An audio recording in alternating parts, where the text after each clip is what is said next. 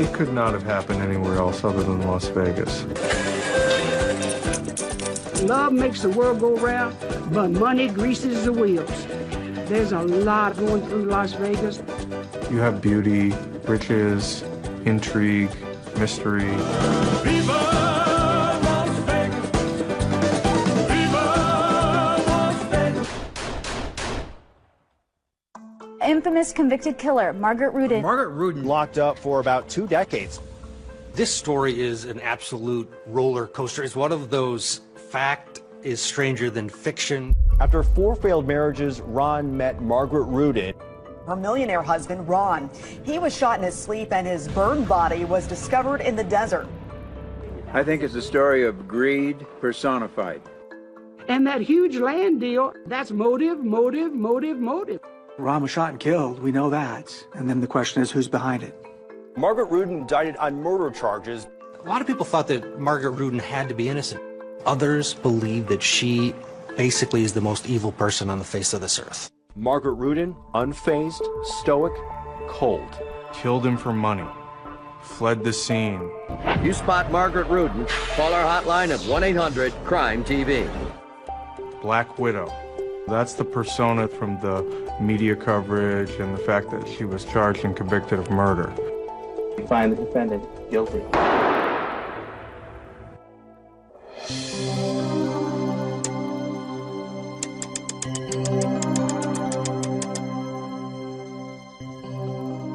Just out of prison after a 20-year sentence, Margaret Rudin sat down with 2020 to tell her story and talk about how she's still fighting to clear her name. I am Margaret Rudin Mason. I did not kill Ron. They zeroed in on me. She's been locked up for the past 20 years for the brutal beheading and murder of her millionaire husband, Ron Rudin. They had no evidence. They had no witnesses. Margaret Rudin, dubbed the Black Widow of Las Vegas. Black Widow. Black Widow. They stuck the name on me that Black Widow, Black Widow, Black Widow, like I had killed somebody before, or like that I was in the habit. I think that people don't know me. They don't try to know. Margaret Rudin is a chameleon. She's been a blonde, brunette, and a redhead.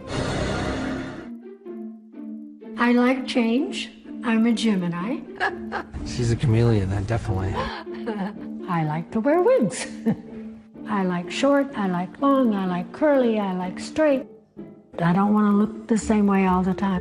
Even when I sit in front of your cameras, I may look different. But you're still going to know it's me.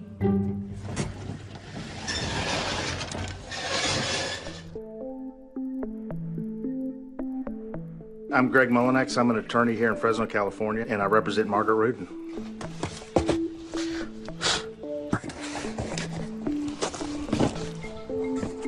There's so many holes in this case. After going through all this stuff, considering everything, I'm convinced that Margaret Rudin's innocent. She was wrongly convicted. Even though it's circumstantial, all the evidence pointed to Margaret Rudin. I'm 100% convinced that Margaret was responsible for Ron's death. It was a mystery, which, quite truthfully, to this day hasn't been solved. What happened to Ron? We still don't know. 20 years later, they never checked on anyone but me. I want the truth to come out. I have waited a long time. This story really starts in Las Vegas in the 1960s. Got a funny feeling this is going to be a long show, boys. We're talking old school Vegas, where Frank Sinatra and the Rat Pack held court in the Sands Hotel, and the mob's tentacles ran deep. Good old times. It was smooth. Everything is nice and smooth. But underneath that river of calmness was a torrent. Vegas was cruel. The mob was real. They did run things. They would blow up your car. They would do whatever they had to do to make their point across, so you knew, don't screw with us because we will kill you. It's pretty simple. It was into this risky, freewheeling environment that 30-year-old Ron Rudin landed in Las Vegas in 1960, with big dreams of making his fortune in real estate. Ron saw great things that could transpire in Las Vegas back then. I love this picture. It's like he's looking at you, saying, hey, I'm Ron Rudin, and I have a lot of plans for my future. He bought a strip mall, he had his office right there. But in the 80s and the 90s, when the explosion of construction hit in Las Vegas, that is when he started to make his real fortune. He watched Las Vegas just explode, and he was part of that with his real estate business. You could make a killing, and that's exactly what Ron Rudin did. So this is old Vegas. But what was Ron's reputation like around these parts? Ron's reputation, he had a reputation of being a hard-nosed businessman. Some people will say that Ron Rudin was unscrupulous, that it was anything at all costs to make money. He didn't like the glitz and the glitter. Ron Rudin wasn't a casino guy, but he absolutely made a name for himself in Sin City. He was one of the characters here in Las Vegas. Ron would always wear cowboy boots, dressed all in black. Ron Rudin's style was a bit flashy, if you will. With flash comes those other undercurrents. The need for power, the need to be in charge, the need to be in control. He loved guns. He had a huge armory full of guns, all kinds of guns. Then he had the Cadillacs. Yep. That's what he drove, the black Cadillac. He wasn't afraid to show off that he had made it. He knew he was on top of the pile. Women were attracted to Ron Rudin, and a lot of it was because of his lifestyle and his money. And he absolutely loved playing the love game. He had a twinkle. He was very handsome, not just your average handsome. He really stood out. And when it came to his marriages, Ron went through wives like a casino dealer goes through packs of cards. Ron Rudin was married a total of 5 times, and each one of those marriages was its own story. Ron's first marriage in 1962 to wife Donna lasted less than a year. After about an 8-year hiatus, he gets hitched to his second wife, Carolyn. While their marriage eventually failed, Ron kept a bracelet that she gave him with his name on it in diamonds, and he never took that thing off. Peggy was Ron's third wife, and this one appeared to be a happy marriage. But behind closed doors, Peggy suffered from severe depression, and that depression would manifest itself in the way of suicide. Peggy put a gun to her own head in the couple's bedroom. The gun that she used to kill herself with had Ron's fingerprints on it. It raised eyebrows. People thought maybe he killed Peggy. But there was a full investigation into her death, and it was, in fact, ruled a suicide. After getting married and splitting up for a 4th time, this time with wife Karen, just months after his divorce in September of 1987, a woman in church caught his eye. A pretty 42-year-old blonde named Margaret Mason. Well, I had made a joke to one of my friends that went to our church. I had said to her, the very next husband I have is going to wear cowboy boots, because in Vegas, that means they're macho, and I like macho. Yeah, that's her southern background. So one day she said, there's a guy over there behind us that keeps looking at you, and he's wearing cowboy boots. Well, she was very smitten with him. I tell you, I've never met anybody better and slicker and smarter and suaver than he was. She just seemed like a really sweet person. And then I started hearing, you know, the other stuff. She didn't really realize what she had gotten into. One night, he said to me quietly, what would you say if I told you I murdered Peggy?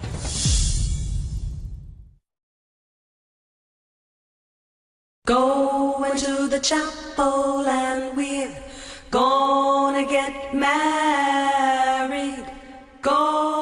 I think I fall in love too easily. But I don't regret them. Gee, I really love you and Margaret Margaret would never have a problem finding a husband. It's like Liz Taylor, you know. I have a thing with men. I want to be needed. I need to be needed. I was born in Memphis. I am the oldest in the family. I have 3 daughters. Her mother seemed like a really nice, warm person, in contrast with her dad, who I think was a strict religious guy. We could not wear shorts, wear slacks, cut our hair. You weren't supposed to do anything for pleasure. When Elvis Presley was the rage, he refused to let us watch him on TV because of his gyrations. She was always traveling and stuff. She went to a bunch of schools, like 10 or 15, something like that. My father was a barber. He would open a new barber shop, stay there until he got tired of the place, and so we'd move someplace else. So Margaret settled down and got married. I was married to Jerry Mason right out of high school. She had 2 children, Michael and a daughter, Christina. They lived just north of Chicago along Lake Michigan. I wanted the white picket fence. We had it. They had the dog, they had the swings, they had all the things that I never had. She really seemed to have a perfect life, a settled life, until she didn't. My husband had an affair. I went to real estate school, got my license, and found I could make it on my own. So I did. But for Margaret, it was hardly one and done when it came to marriage. Over the following years, she would quickly marry and divorce 2 more husbands.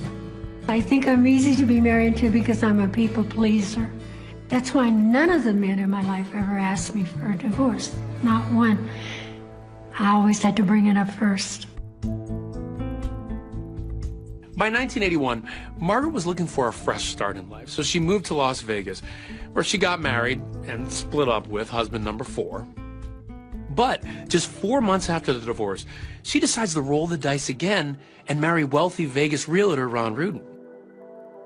There are a total of 8 combined previous marriages, but from the beginning, it looks promising. The thing that I liked the most about Ron was he had a very dry wit, and he was fun to be around. Did you want to hear he was the best lover I ever had? They made a dynamic, good-looking couple. By all rights, they should have had a wonderful life. For Margaret, she says everything darkened when she moved into Ron's house, which was located right behind the strip mall and his office. She did not know that the house had not been renovated since Peggy's suicide. One night, he said to me, quietly, "What would you say if I told you I murdered Peggy?" And I kind of caught my breath, and I didn't know what to say, because if I'd have said, "Yes, I want the details," I would have had to have left. I just said, "No, no, you're not going to relieve your guilt by telling me I don't want to know." He said, "Okay." And we never brought it up again. From a distance, they looked like the perfect couple. But behind the scenes, it was very volatile. Firearms, disputes about money, affairs. It wouldn't be long before Margaret discovers that Ron is having an affair with an IRS agent. In Margaret's case, she was allegedly having an affair with a man named Yehuda Sharon. He claims to be a former officer in the Mossad, which is Israel's intelligence agency. We weren't having an affair because I was married. If I hadn't have been married, he wasn't my type. Sharon also denied there was an affair. But the mutual jealousy and suspicion all came to a head one night when Margaret says she overheard Ron talking to a woman that he dated before they got married.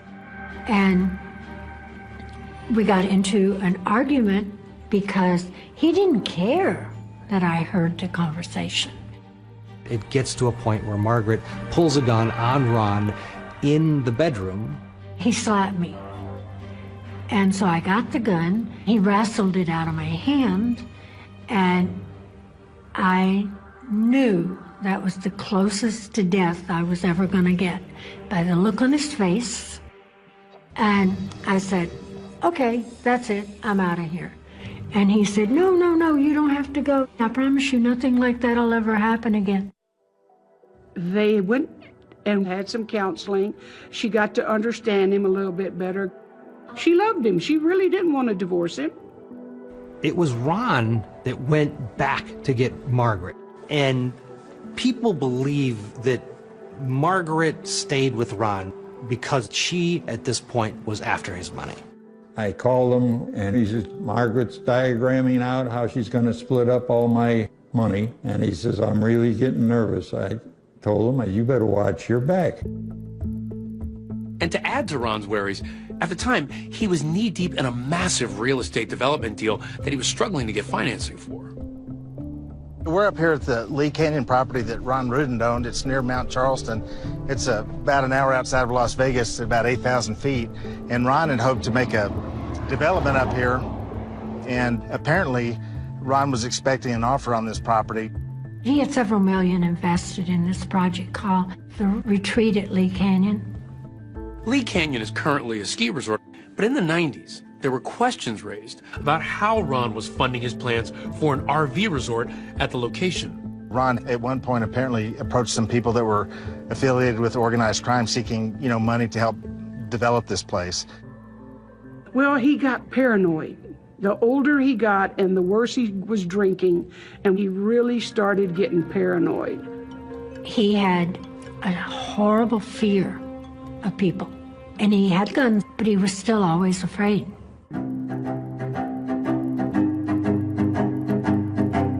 Maybe he thought an ominous directive he made about his fortune was about to come true.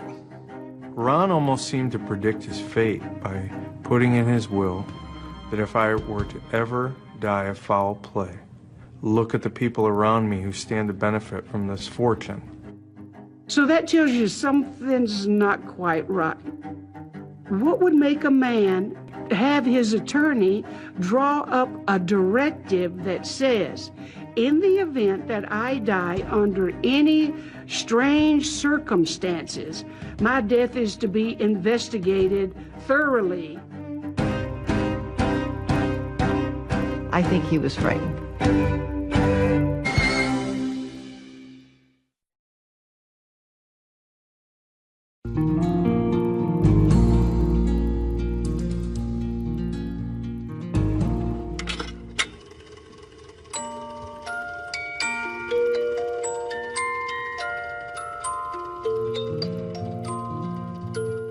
In December of 1994, Margaret Rudin was really excited about a new antique business that her husband Ron helped her set up. December 17th was Margaret's grand opening of her new antique store in Ron's strip mall. It was her big opening that weekend. Ron came because he kind of played host, like, this is my shop, this is my wife. I was excited about it because Ron was happy and being supportive. I thought it was going to all work out and be perfect. Margaret leaves the grand opening and goes home. She and Ron had a plan to go to a movie, and that didn't work out, so she decides, let's go back to the antique store. She said she closed the antique store late, very late. She went over to see another tenant and, just to talk and chat. Margaret claims she went back home at about 2 o'clock in the morning. Ron's car wasn't there. The burglar alarm wasn't on. And I thought, well, that's strange. I thought, I'm so tired, I'm just gonna go to bed. Maybe he did go meet somebody. Next morning, Ron's employees get to the real estate office and there's no sign of Ron Rudin. Uniformly, all his coworkers and friends said he was in the office every morning, 8 a.m., very dependable. The fact he didn't show up was so unusual. Ron Rudin is one of these guys who tells people where he is at all times. He is never, ever missing. And now he is. I knew something he was going to be doing that most people didn't know about. He was selling the Lee Canyon property on Wednesday. So I knew that he might want to see it one last time. The first thing Margaret did on Monday morning when Ron wasn't home is she called her friend up on the mountain and said, "Have you seen Ron up there?" And Ron used to keep a trailer up here. He would just spend the night in the trailer. And so they searched the whole property, and there was no sign of Ron. She called all the relatives. She sounded very frightened, and she said, "I don't know where Ron is. I don't know what to do. I don't know what's happened to him." I called missing persons the 19th, and the cop said, "Call us back when it's been 48 hours. Ron's coworkers and friends were immediately suspicious of Margaret. I call in the morning, the secretary says, "He didn't come in this morning." I says, "Uh-oh." I turned to my wife. I says, "I think Margaret did something to Ron."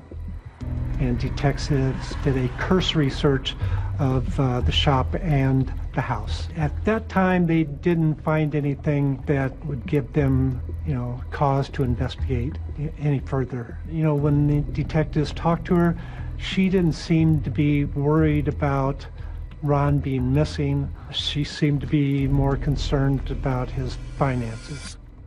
The suspicion only grew after investigators learned about that ominous directive that Ron added to his trust. Ron wrote in his will that if any of his beneficiaries were involved in his death, either directly or indirectly, that they should receive nothing. The will that if I die a violent death, take extraordinary means to investigate. So certainly there is a lot of motive there for Margaret. The police think this was about money, and that Margaret was greedy and she wanted his fortune. Margaret and the two trustees of Ron's estate were among the beneficiaries. According to Ron's attorney, Ron said Margaret was becoming, quote, vicious and violent. Without naming Margaret specifically, in 1991, Ron executed that secret directive to the trustees. 2 years later, though, things between them seemed to have improved, so Ron increased her share. Well, he increased it finally, I think it was 60%. And you generally don't give more to people that you're having a problem with. Because the cops were so focused on Margaret right out of the gate, they may have been overlooking another possible motive in Ron's disappearance, that huge Lee Canyon development project. Now, this deal that he was working on, he disappeared 2 days before he was due to settle. Well, that's motive. And so that was one of the theories early on in the case, is that perhaps that dealing, that purchase, was perhaps behind the killing of Ron Rudin. Ron Rudin is missing for 4 days, and then a huge development. We heard that they found his Cadillac. This is the Crazy Horse 2 Gentlemen's Club here in Las Vegas. And the significance of this place is right behind this building is where Ron Rudin's car was found. Was there anything unusual about the condition of the car when they found it? Yes, it was backed into space for one thing, and then it was covered with dirt and mud, and like it had been rained on in the dirt. And then inside the vehicle, they found 4 sets of muddy footprints. Ron was very meticulous with his car. He even hired a guy to keep his car clean. Now, I never believed that Ron had driven the Cadillac to the Topless Club. I always believed that it was placed there by someone that was involved. There were muddy footprints in the car, and they recovered fingerprints that didn't belong to either Ron or Margaret. It might be an indication that, the car was cleaned. Police also find clothing in the trunk. Despite all of these clues, weeks would then go by, and no more leads. Have you seen this man? He's Ron Rudin, a 64-year-old realtor well known in Las Vegas. In January of 1995, the trustees of Ron's estate put out a $25,000 reward for information leading to his whereabouts. And he was gone. No one ever saw him again until he was found. And a little ways up the hill, they found a bracelet, and it spelled out Ron in like diamonds. When this happened, it was kind of a big deal.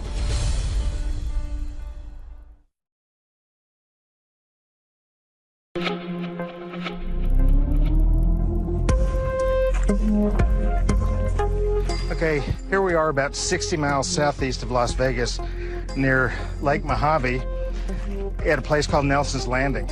And this is where, on January 23rd of 1995, In the middle of the night, some fishermen were walking back up after it started raining, and they walked up in this area, found Ron Rudin's skull.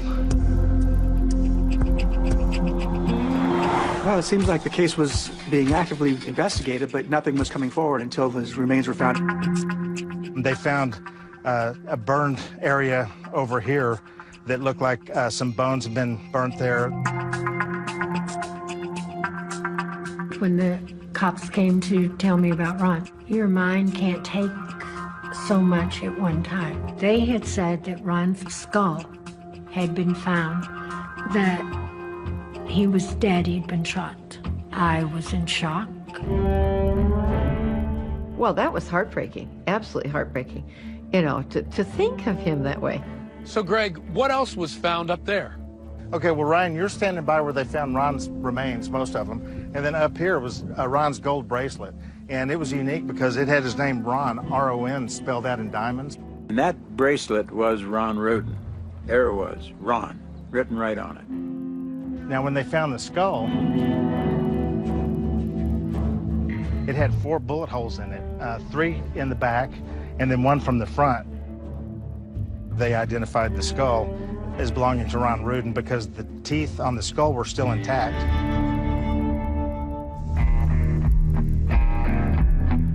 They found the burned out old trunk.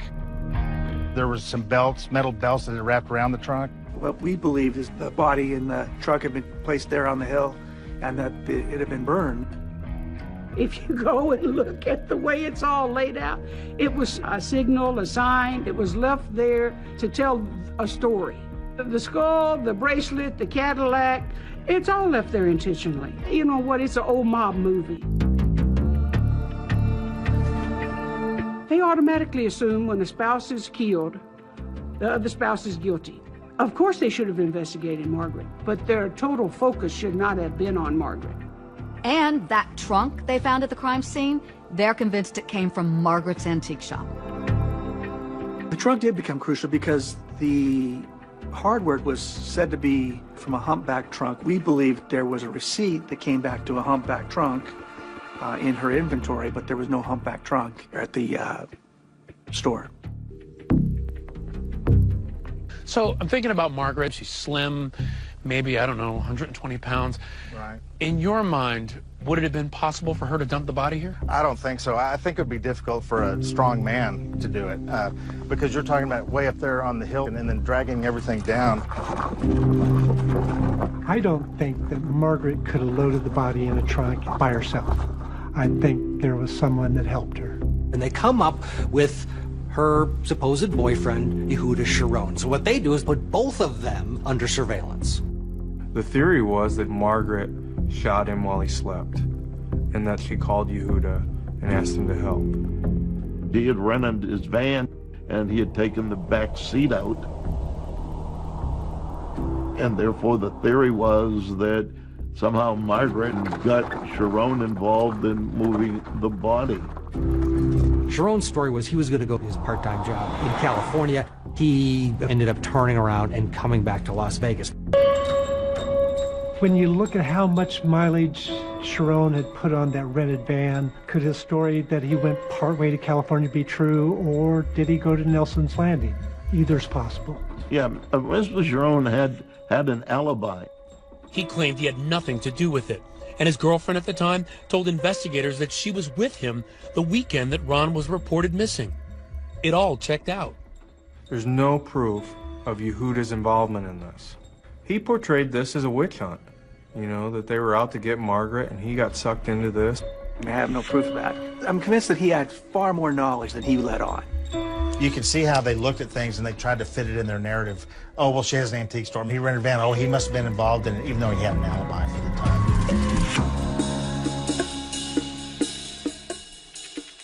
As the police were investigating and honing in on Margaret, they got a phone call from a handyman who told a remarkable story.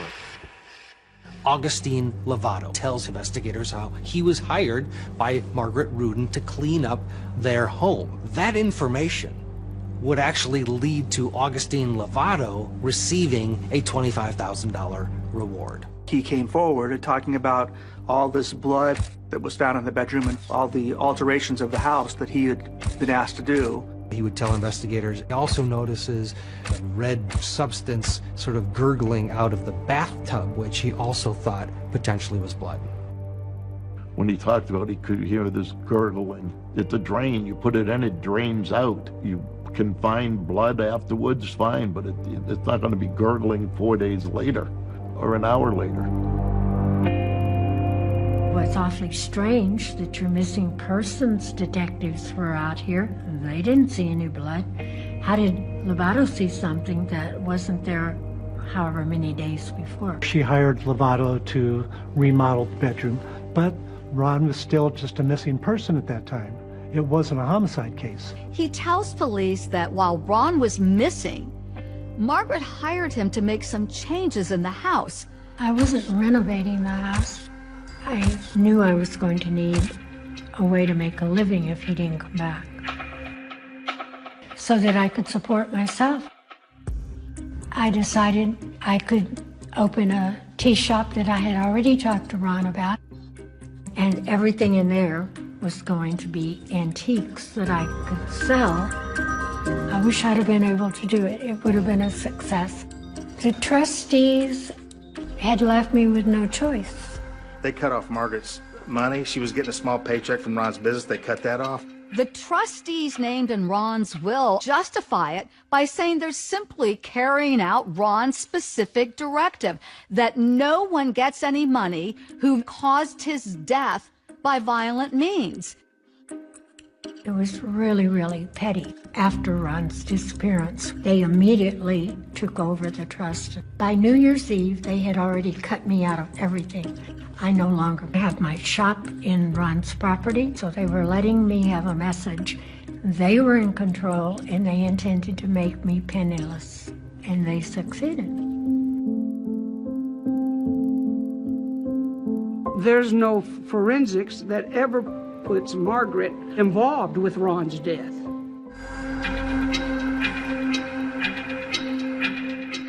As the criminal investigation continues, almost 2 years since Ron's murder, something happens. The one piece of physical evidence that investigators desperately need miraculously shows up.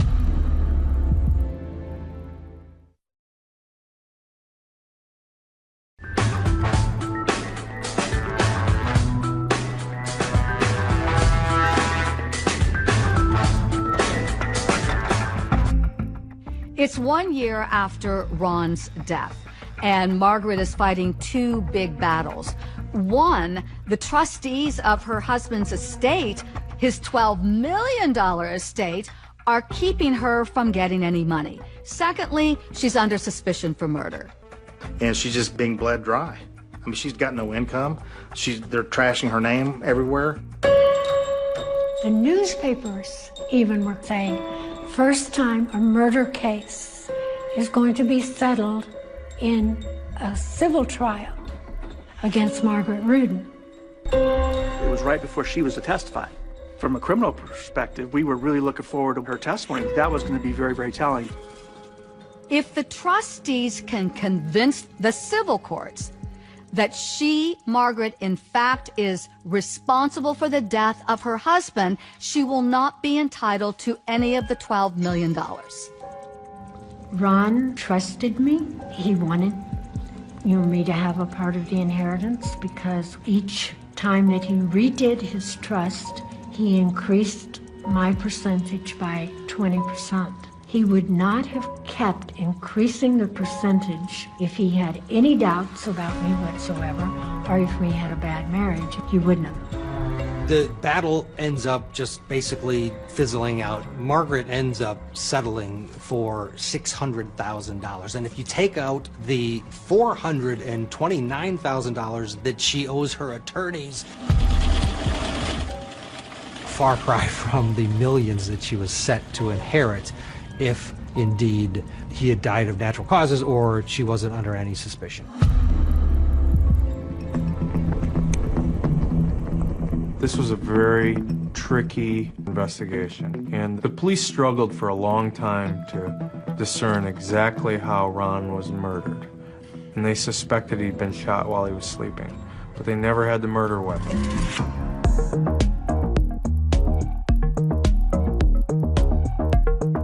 This lake has changed a lot since 1994 when Ron disappeared. And out here is where they found the gun. This is Lake Mead, and this is Pyramid Island. July 21st of 1996, scuba divers used to have scuba schools here. And so one day, some scuba divers noticed some debris 10 to 15 feet out from the shore. They swam down there and brought it out, and it was a 22 caliber gun with a built-in silencer. And it was wrapped in about 15 plastic grocery bags and a t-shirt with rubber bands around it. It's a gun. They take it to the park ranger. Then that ranger brings it to police. Now here's the thing. The gun sat in police stores for about a year. It's now 1997, 2 years after the murder of Ron Rudin. There is still no indictment against Margaret. One of the detectives remembers, we need to look at that gun found in Lake Mead. This gun that had been found out at the lake, my partner in the case, Chris Owens, had asked the forensic laboratory to do testing. Detective Vaccaro and Detective Ramos both were going around saying we'll never be able to find the murder weapon because we won't be able to match the bullets fragments that were recovered from the skull to the gun. And all of a sudden the bullets matched. And they tied it back to the gun that was found there at the lake. Oh, that was a big, big linchpin in the case, because all of a sudden now we had this murder weapon. It was a gun that had a silencer on it, so it all made sense that this could be a gun that was used in the actual crime scene itself. The problem with that is they can't connect the murder weapon to Margaret. They can't ever put the gun in Margaret's hand. Doesn't stop investigators from trying to do so. Ron had actually sent a letter to police saying, hey, one of my guns from my gun collection is missing. But what it did do was lead police to believe that it must have been Margaret who took that gun that was then missing. Ron had left a report with ATF indicating that that gun had turned up missing about the time that he and Margaret had separated. I think it's a stretch to argue that Margaret, for 6 years, hid this gun so she could use it on him in December 1994. Ron had a huge vault in his house. It was an arsenal. He had at least 1,000 guns in there. Thomas machine guns from the 30s, shelves that were at angles so you could see every single one of them clearly in view. It was the firearm recovered at the bottom of Lake Mead that pushed this thing over the edge. Ron's car found at the Crazy Horse, the trunk found in the desert, the handyman story, none of it was enough to indict Margaret Rudin. But now there's a gun, and it's a gun they believe was the one used to kill Ron, taken by Margaret. Now they have what they've been trying to get for years. I think with that, that was the piece that they felt that they needed to go to the grand jury. We found the gun. And then 3 years after the disappearance of Mr. Rudin, Margaret is indicted. Here comes the interesting part now. They called Margaret's attorney, and they said, hey, guess what? We got a murder warrant for Margaret, and we need her to turn herself in. And the attorney promptly said, I don't know where she is. She's disappeared. That no. Police were flabbergasted. Sometime toward the end of March of 1997, Margaret finally got fed up with everything. She was running out of money, couldn't get a job because she was the Black Widow of Las Vegas. Well, she left before she was ever indicted, and there's no crime about leaving and going anywhere if you're not under indictment. Margaret got scared. She could tell it wasn't going in a good direction for her. At that time, I think I was so ready for a nervous breakdown, I didn't think that far ahead. Just wanted to get out of there. She went on the lam. You spot Margaret Rudin, call our hotline. She outsmarted all of them. She knew how to stay alive. And if I told you what happened next, you wouldn't believe it.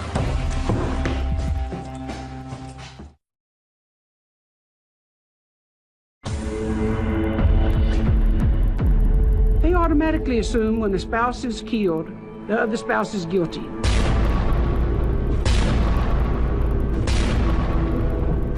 Love makes the world go round, but money greases the wheel.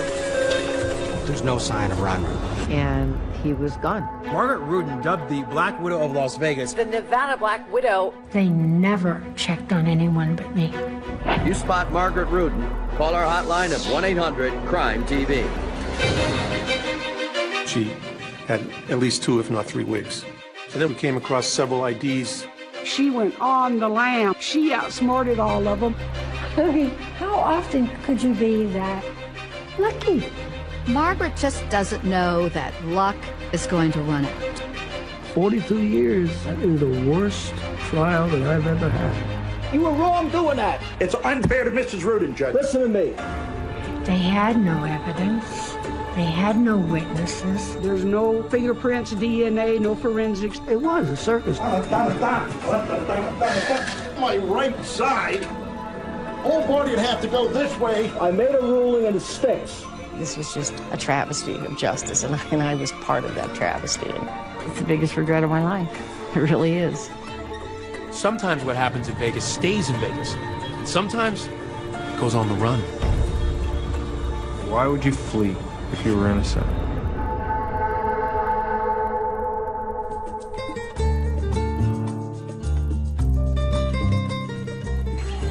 Guadalajara is a city in western Mexico known for its tequila and its mariachi music. Its historic center is dotted with plazas and beautiful landmarks. In 1997, a middle-aged woman in a dark wig was seen frequenting the old colonial plaza. That woman was none other than Margaret Rudin. Margaret Rudin had been indicted for murder. Her husband, Ron Rudin's skull was found just outside of Las Vegas in 1994.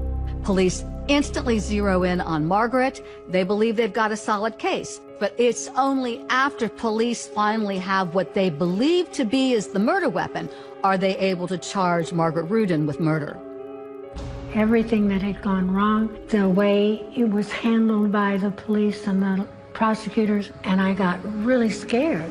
I did not feel comfortable anymore because they can do whatever they want to do with somebody's life. I wasn't going to get a chance to prove myself. She did call me and say they think that I did it. She always said she did not do it. She never admitted that I know of that she was guilty, and she ran.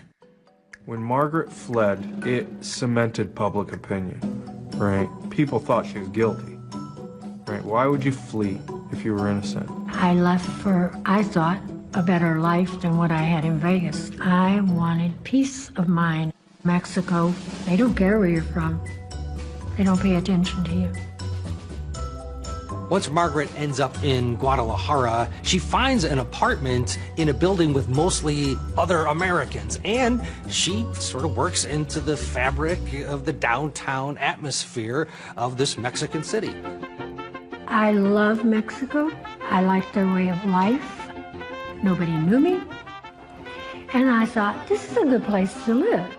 Meanwhile, back in the U.S., Margaret may have been gone, but she was not forgotten. She was on the FBI's most wanted list. This is going to be a true test for Margaret Rudin. 53 years old, no criminal record. She has to figure out how to survive life on the run. I don't know how she did it. I really don't. Well, one would think she had help, or that she had studied it very, very closely. One useful tool that Margaret has always possessed is her charm. Men do like her. So what happens next is practically the making of a movie of the week. She meets a guy who claims to be a Spanish bank robber, also on the run. Oh, it was great. He was a wonderful companion. He was not my boyfriend. He taught me how to be a fugitive. The number one thing is always have a bag packed. Have money, ID, clothes. Make sure you have whatever it is you need the most in that bag. Margaret becomes this master of disguise, with different aliases, wearing different wigs. She even had colored contacts. But eventually, she decided she was ready to come back to the U.S. Life on the run's not what it's cracked up to be. Right? It's a tough existence. You want to live in Mexico under an alias, scrapping it out, or will you take your chances coming back to the United States? I had friends that came to visit me in Mexico, and then they asked me if I wanted to come back and live with them in Phoenix. Once you have children and grandchildren, you cannot go somewhere else and live and act like you're having a normal life. Margaret has to figure out a way to safely get back into the United States. So once again, she uses her charm and convinces a gentleman who lives in the same apartment building in Guadalajara to help her. Joe Lundergan was a Boston fireman, retired. Very, very, very needy. He was never my boyfriend. I have never been that desperate in my life. I said, I've decided I'm going back to the States. And he said, I will get you across the border. We got to the border where you're on U.S. territory and you're not going to slip them $100 and they're going to let you walk across. And Joe said, just a minute. He pulls out his Boston fireman retired card. And you know how police are a fraternity? Firemen are included in their fraternity. And the guy said, oh, okay, go.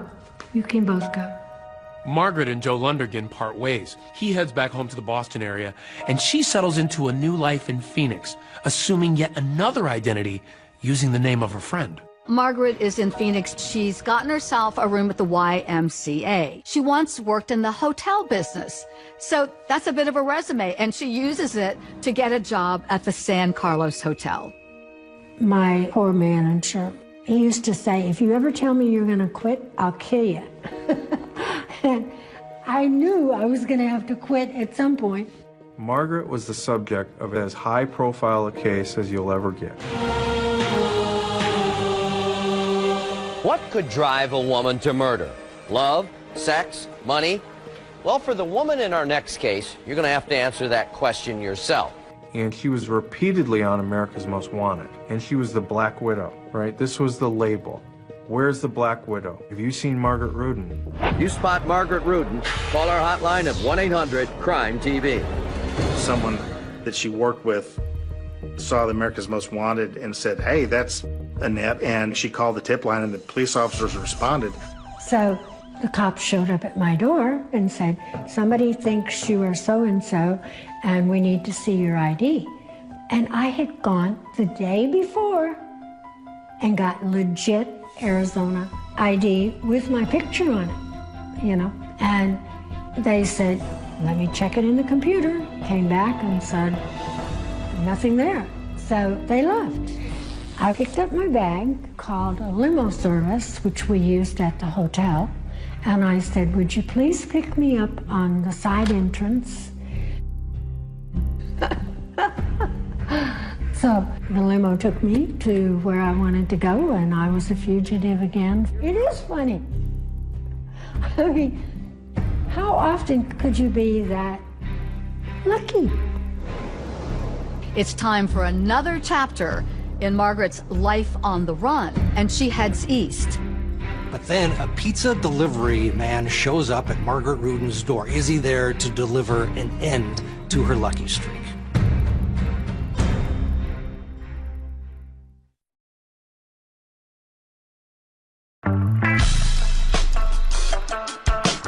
Revere, Massachusetts is a community that's just 6 miles north of Boston.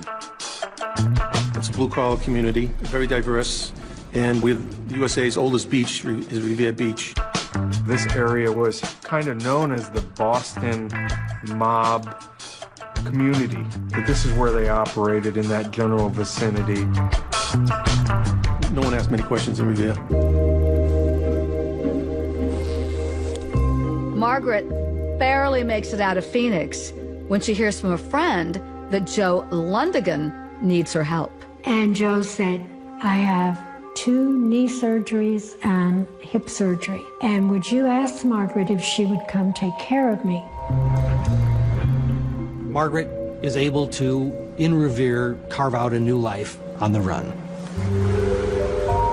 Margaret lived in a kind of a rundown little apartment. You had to walk up 2 or 3 flights of stairs. It was kind of grimy and dirty and dark. It was so different than her life of luxury in Las Vegas. Her new name is Lee Brown. The other one was Susan Simmons, and she had at least 2, if not 3 wigs. And she wore them frequently. You know, it wasn't to be deceptive in any way, it's just my sense of style. People of Revere, they all liked Margaret, right? She was real popular. I first met Margaret back in October of '99. I'd do photocopies for her. Then she would bring me in some IDs, and I would laminate them for her. And she was very pleasant, really nice. I really like Massachusetts. I like the people. They're very honest and sincere and forthright. Even on the run, for Margaret, there's always time for romance. Turns out Margaret's got a new boyfriend. He's a younger guy who lives in the same building as Margaret, but 1 floor down. The idea that she is the focus of an international woman hunt. You spot Margaret Rudin, call our hotline of 1-800-CRIME-TV. But then also live a somewhat normal life is uncanny. But when you're on the lam, it's the little things that get you. One of Margaret's seemingly mundane activities proves to be her undoing. She goes frequently to the Revere post office. And they got a tip, hey, this woman looks like the fugitive that's being broadcast on America's Most Wanted. They got a tip that Margaret Rudin was in fact mailing packages from a Revere post office. So we immediately went over to the post office and showed her a picture. Post office people says, yeah, that's her. That's her, and she lives right over there. And that's how they found me. November 5th, 1999. The team got together and decided to position ourselves around here. They came up with kind of a unique sting operation to pry her out, which was a law enforcement officer posed as a pizza delivery man. We had Officer Joe Pep on a Domino's shirt, a Domino's hat. We all went up the stairs, gained peaceful entry, filed up the stairs to her apartment, which is on the 2nd floor, and proceeded to knock on the door. When they said, "Pizza man," and I went to Joe's bedroom and I said, "Answer the door." And as soon as the door opened, we rushed in, and the first person I came to was Mr. Lundgren. I pat him down really quickly, shifted him, and passed him to the next guy. They came in like gangbusters. They're coming down this narrow hallway, and they're coming in with their guns drawn. There's a entrance to a bathroom. We open the door, and we see a female in there. All I did was step back into the door of the bathroom. And immediately, he was a highway patrolman. He was a wonderful young man. He came in, and he said, "Are you Margaret Rudin?" I said, "Of course I am. You know I am." I said to her, "You know what this is about, Margaret?" She goes, "Yeah, this is about Las Vegas." At that point, she was placed in handcuffs with no issues whatsoever. This would be a good example of how she looked upon her arrest. And then she had all her things scattered all over the room, to include wigs. And then we came across several IDs. She took deliberate, proactive measures to conceal her identity. People of Revere were absolutely stunned beyond belief when it came out that she was wanted for murder in Las Vegas. This doesn't jive with the person that I knew. The pleasantness of her, that's not something that you could hide. I don't know, I tend to have my doubts. Margaret Rudin's run from the law ended in Revere. Indicted more than 2 years ago for the 1994 murder of her husband, Las Vegas realtor Ron Rudin. Now that she's caught, she's the focus of everybody's attention. Margaret Rudin's fugitive days were over, but not her efforts to escape justice. And they're bringing her from Massachusetts back to Las Vegas. It sells papers. It keeps the hoopla going. This is what Margaret Rudin looked like when corrections officers booked her Sunday morning. They convict somebody before they're ever setting foot into a courtroom. And now all this anticipation is building as day one in the courtroom is on the horizon. You would be relieved, you know, to find out if in fact she really did it, and we would find out in court, and we could see it whenever we wanted to. There's a lot here at stake. Margaret's life is at stake. But would Margaret's fate hinge on the testimony of a surprising witness for the prosecution? Her own sister. What did Margaret respond? She said, "I don't give a."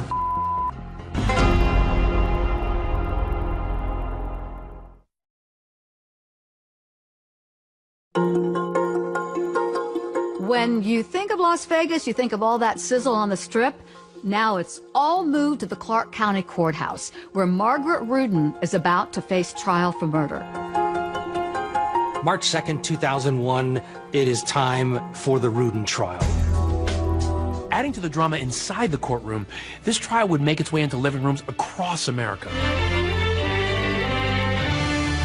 It was put on cable television. Good morning and welcome to Open Court here on Court TV. I think this was the first trial to go gavel to gavel on Court TV. State of Nevada versus Margaret Rudin.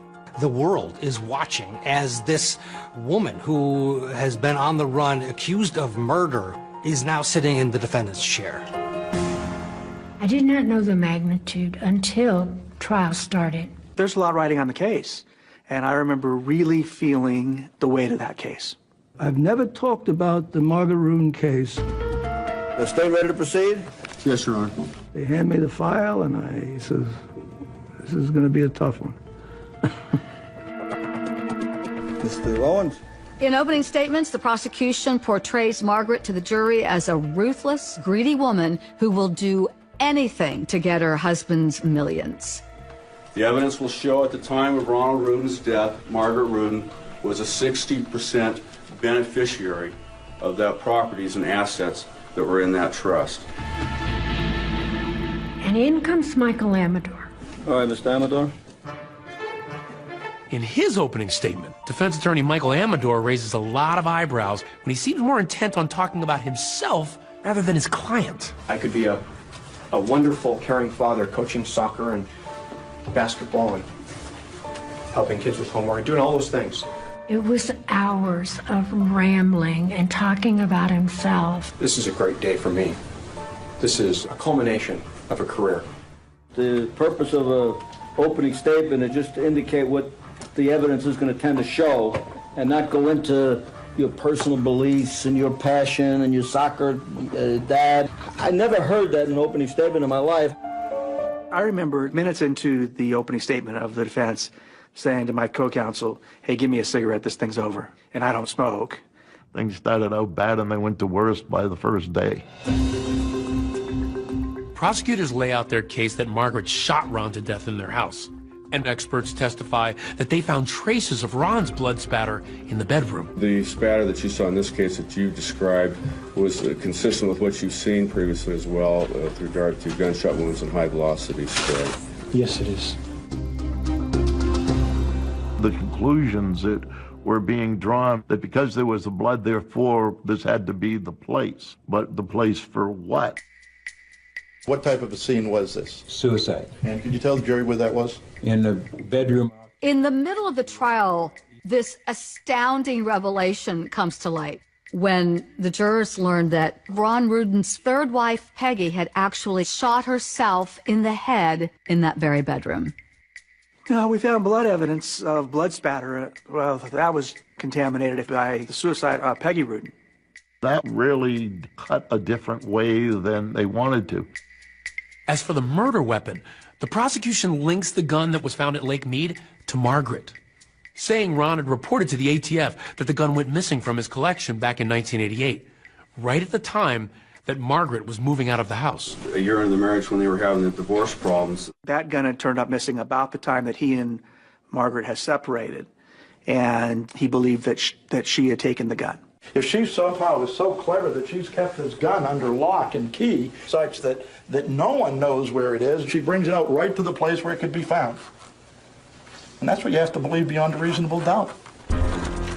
One of the major pieces that the state honed in on was a trunk.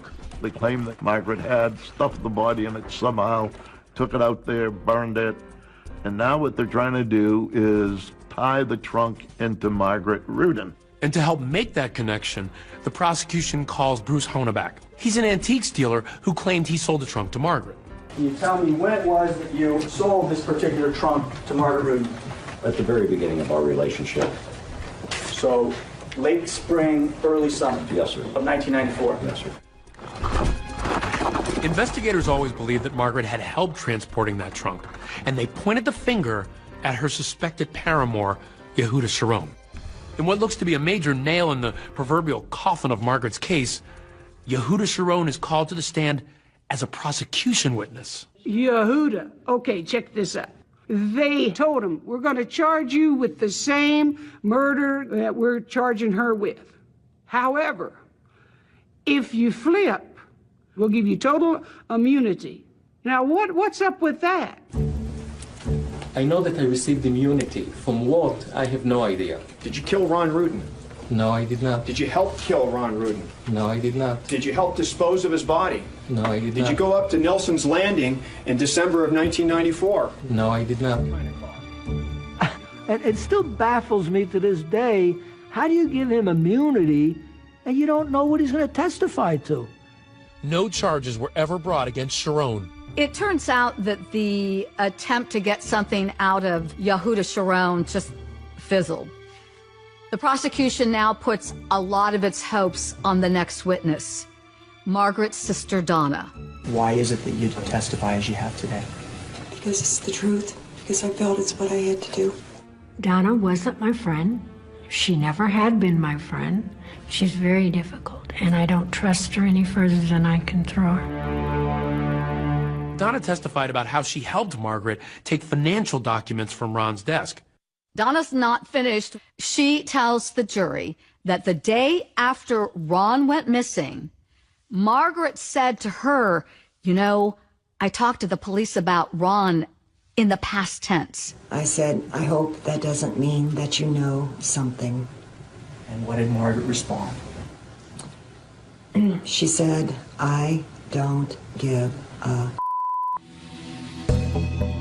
And the surprises and curveballs just keep coming. Early in the trial, Amador drops this bombshell. The problem here is not a lack of diligence on the part of myself and my staff, but insufficient time to fully prepare the entire case, or the time and the funds to fully investigate and interview all of the witnesses. The issue is Margaret Rudin's right to a fair trial. Astoundingly, Michael Amador, the defense attorney, asks the judge to declare a mistrial. I will also be moving to withdraw as attorney of record on behalf of Margaret Rudin.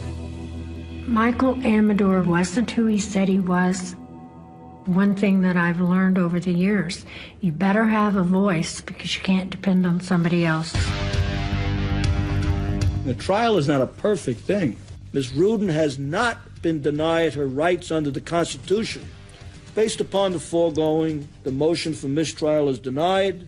But the closing act of this three-ring circus of a trial was yet to come. Tom Pitaro takes over as lead defense attorney, and he pulls a stunt that will make jaws drop in the courtroom again. So you have to go shoot here, either bang, bang, 1 or 2 times, correct? Yes. Bang, bang. I sort of blew up on that. I made a ruling and it sticks.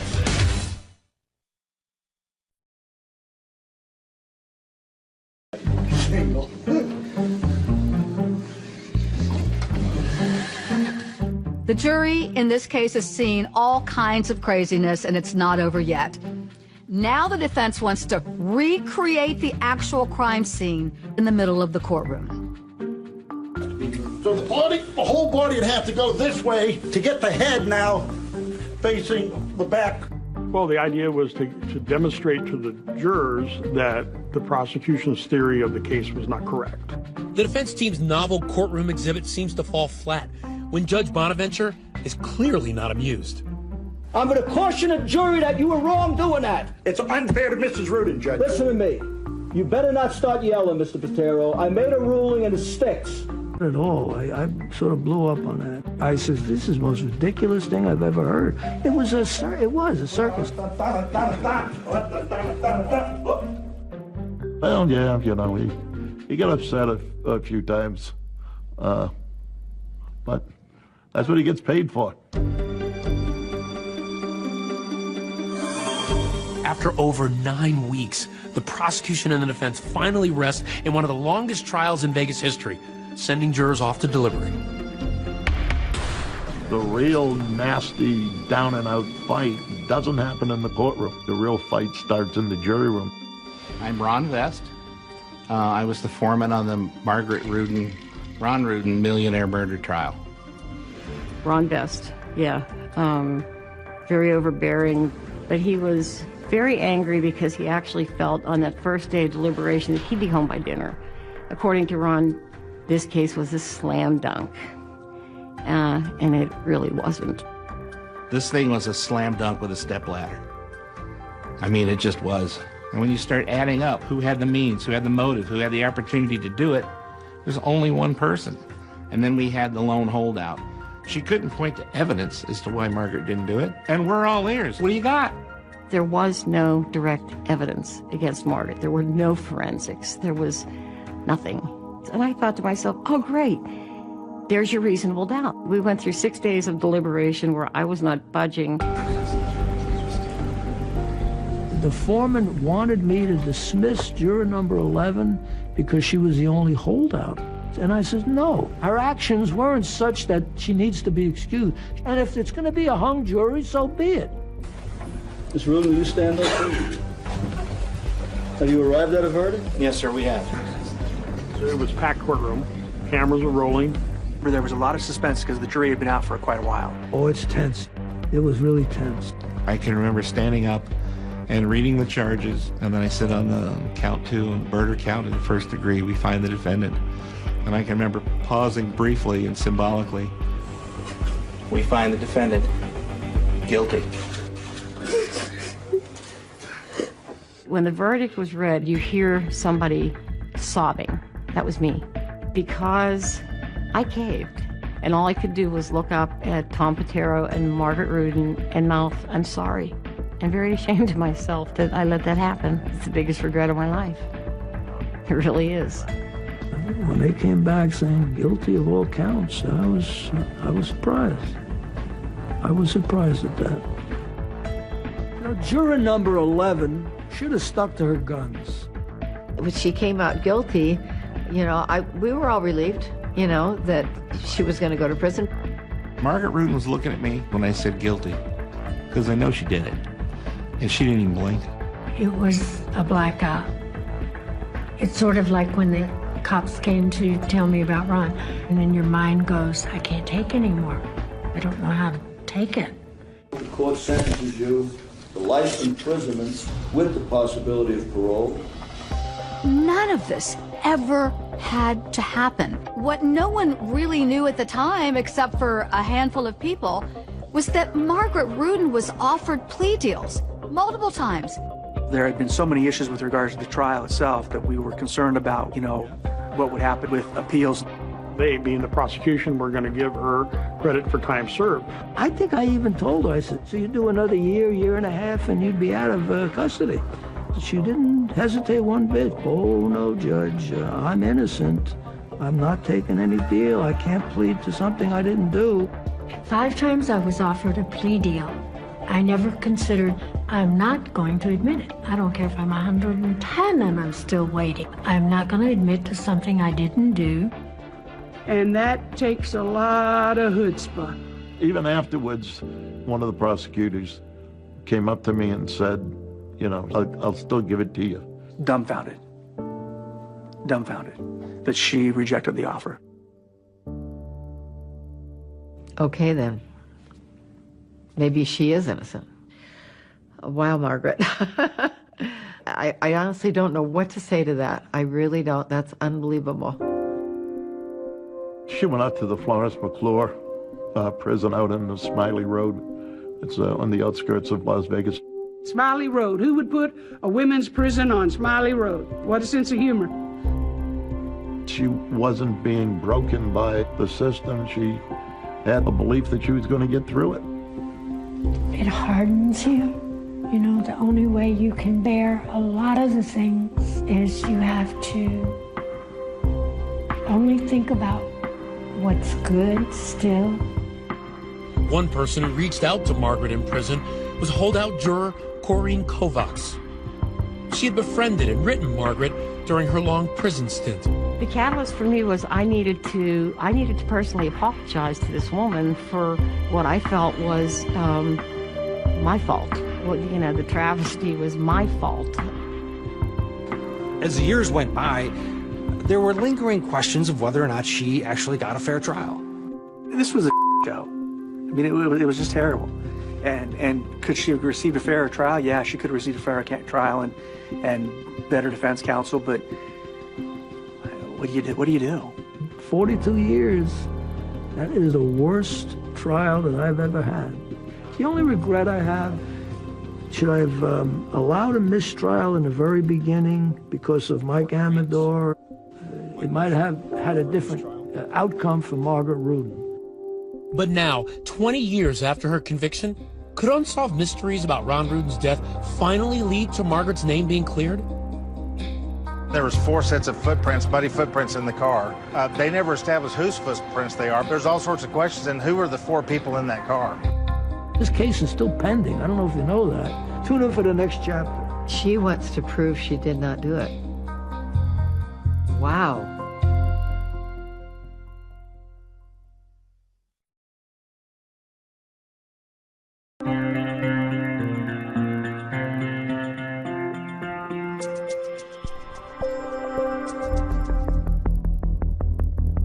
Even behind bars, Margaret Rudin was insistent she was innocent.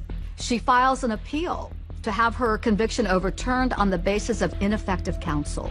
First of all, after my trial, it was in front of another judge, and she heard the evidence, and she said, yeah, it was ineffective assistance of counsel. I'm going to grant this and grant a new trial. Well, there you go. But then 2 years later, the Nevada Supreme Court reversed that decision over a legal technicality. I was just looking at the Ninth Circuit Court of Appeals website and saw one that involved a murder in Las Vegas, and I thought, well, that looks kind of interesting.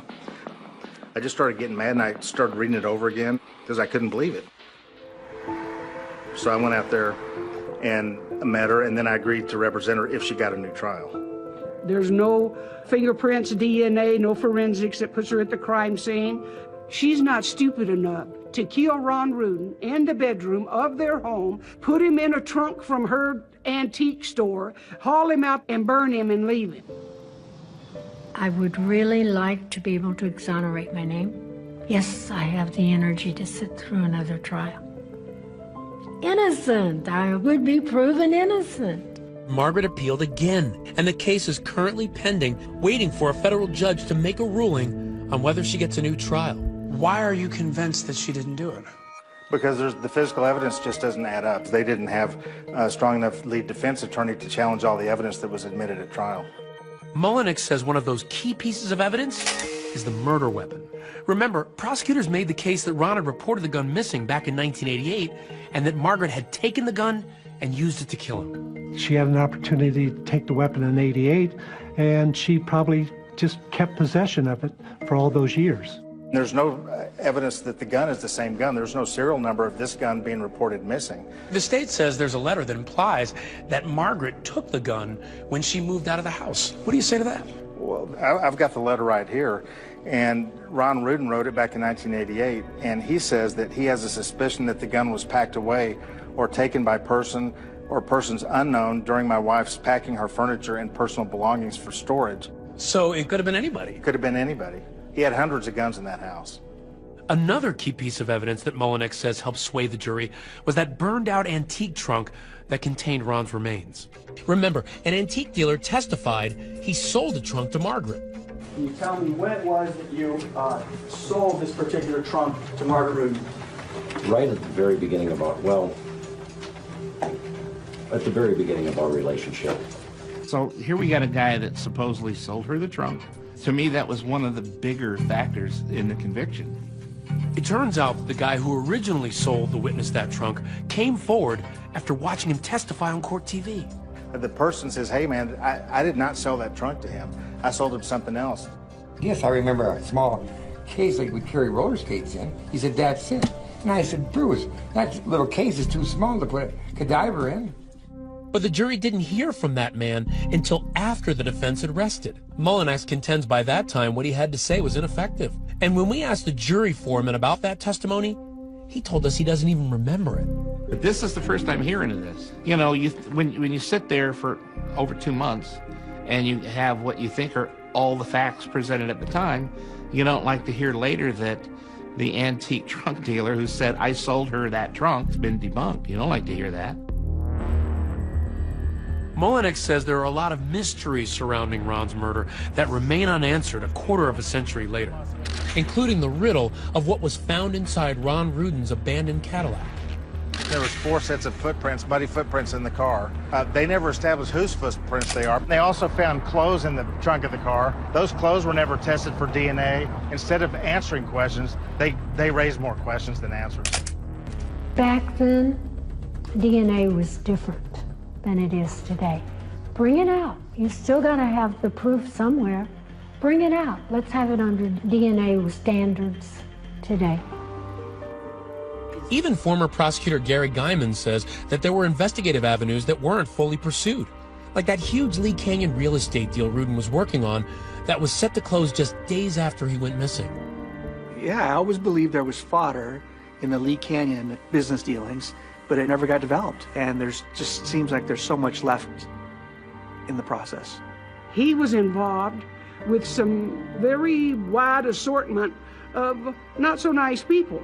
And when they found a body out there at the lake, I mean, for me, that just kind of has mob written all over it. I just hope that the court in Las Vegas would order a new trial and that this matter could be settled. The chances, I don't know. It's up to a judge right now. Okay, but this is Vegas. Would you say the odds are in your favor? I would say the odds should be in our favor because, remember, Margaret was granted a new trial back in 2008. The infamous convicted killer, Margaret Rudin, dubbed the Black Widow of Las Vegas, has just been let out of prison. Margaret Rudin's life is about to change drastically. What lies ahead does not involve handcuffs, bars, or prison guards. Oh my God, more than one time did I say to her on the phone, you're gonna get out, and the day you are, I'm gonna be there.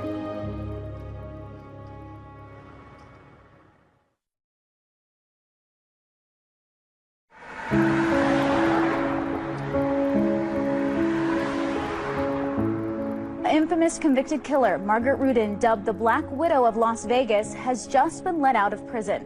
She's been locked up for the past 20 years for the brutal beheading and murder of her millionaire husband, Ron Rudin. Waiting to greet Margaret, holdout juror Corinne Kovacs. She had befriended and written Margaret during her long prison stint. Wow. Hi. Am I going to get to see you later? That was wonderful. It was high time, but you could see that being in prison took a toll, because this was she's a very pretty woman. After her release, Margaret moved back to the Chicago area. Now she's 77 years old. The world had changed, life had changed, my children had changed. I'm living alone for the first time probably in my life. It's a serious adjustment. I knew nothing about Facebook or smartphones or computers or the way of life that's just so taken for granted now. She's a great-grandmother now. She's spending time with her daughter, her granddaughter, great-granddaughters. And now if I had my life to live over again, I would stay right here in Illinois and never, ever have subjected my kids or myself to Vegas, all of the things that influenced my life as I got into the relationship with Ron Rudin. I miss him.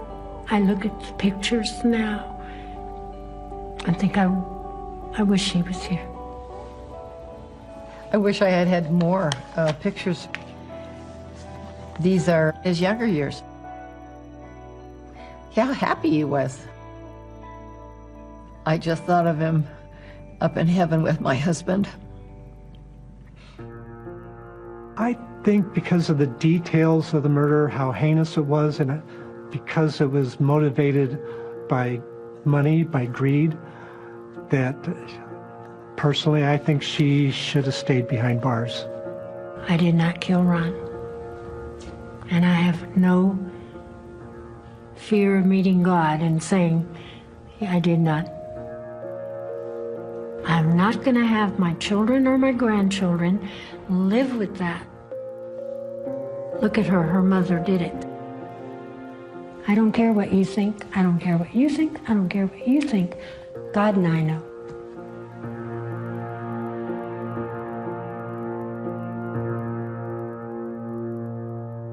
Margaret Rudin's request for a new trial is still in front of a federal court. She's been waiting now 4 years for a decision. And remember, Margaret is now 77 years old. She still hopes to clear her name. Do you think she deserves a new trial? Let us know using hashtag ABC2020. In the meantime, that is 2020 for tonight. From all of us here at ABC News, thanks for watching. I'm David Muir. And I'm Amy Robach. Have a great